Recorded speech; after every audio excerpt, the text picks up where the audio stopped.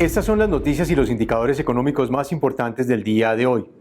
El gobierno no propondrá IVA para alimentos básicos. Si bien aún faltan varios días para la presentación de la reforma tributaria, todo parece indicar que desde el equipo económico del gobierno, encabezado por el ministro Alberto Carrasquilla, ya tienen listos algunos de los temas clave que llevará al Congreso. En primera medida, es probable que, de acuerdo con las recomendaciones de los expertos tributarios, el gobierno no proponga gravar el IVA de los alimentos básicos. No obstante, es posible que sí entren algunos productos de la canasta familiar que hoy no están excluidos. Es decir, se dejarían quietos los bienes básicos, pero otros quedarían gravados con 5% o 19% de IVA. Otra de las iniciativas que se analiza es el aplazamiento de la reducción de la tarifa del impuesto de renta a las empresas, que se graven las pensiones mayores de 10 millones de pesos mensuales y que el impuesto al patrimonio de las personas naturales se extienda por un par de años más.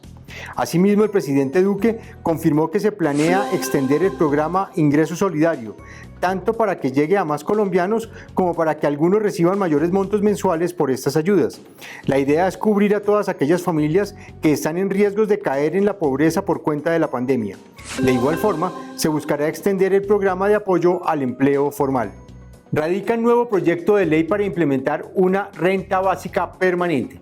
En el marco del inicio de las sesiones ordinarias del Congreso, un grupo de parlamentarios, entre ellos Iván Marulanda, Richard Aguilar, Ángela María Robledo, Roy Barreras, Wilson Arias, Gustavo Petro y Armando Benedetti, radicaron un proyecto con el que se buscará que cada hogar vulnerable o pobre del país reciba una suma de 417.000 pesos en promedio.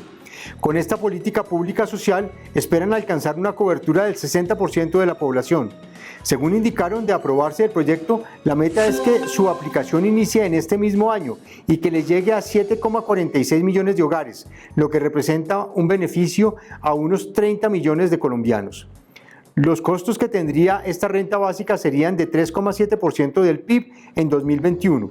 El monto que recibiría cada hogar variaría dependiendo del número de integrantes. Por ejemplo, si el hogar es compuesto por una sola persona, recibiría mensualmente 320.000 pesos.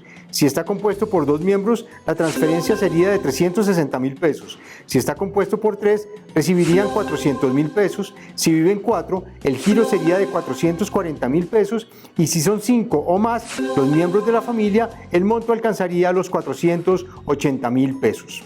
¿Cuánto se ha gastado para enfrentar la pandemia? De 40,5 billones de pesos del Fondo de Atención de Emergencias FOME, creado para la atención de la emergencia, el gobierno ha desembolsado 29,8 billones de pesos, equivalentes al 3% del Producto Interno Bruto. Así lo reveló el Observatorio Fiscal de la Universidad Javeriana tras un seguimiento realizado al gasto hecho en Colombia, al cumplirse este miércoles un año desde que fue declarada la emergencia económica, social y ecológica en el territorio nacional. Según explicaron, la mayor parte de los recursos se ha concentrado en la prosperidad social, donde se han desembolsado 9,8 billones de pesos. En los indicadores económicos del día, el precio del dólar en la jornada se ubicó en promedio en 3.553 pesos con 80 centavos. El precio del petróleo Brent, de referencia para Colombia, llegó en promedio a $68 por barril.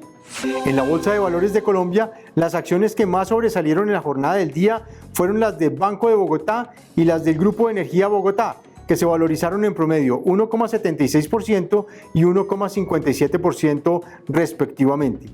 Mientras tanto, las acciones que cayeron en la jornada fueron las preferenciales de Cementos Argos y las de la Bolsa de Valores de Colombia, que se desvalorizaron 1,3% y 1,06% respectivamente en promedio.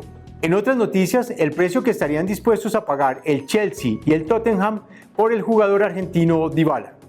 Según la prensa deportiva británica, los clubes Tottenham y Chelsea estarían dispuestos a pagar más de 55 millones de euros por el jugador argentino Paulo Dybala, en caso de que éste decida no renovar su contrato con la Juventus de Turín. Estas ofertas se conocen pese a que el jugador sigue sin recuperarse de una lesión que lo ha dejado por fuera de las canchas en las últimas 10 fechas. Estas fueron las noticias y los indicadores económicos más importantes del día de hoy. Nos vemos mañana.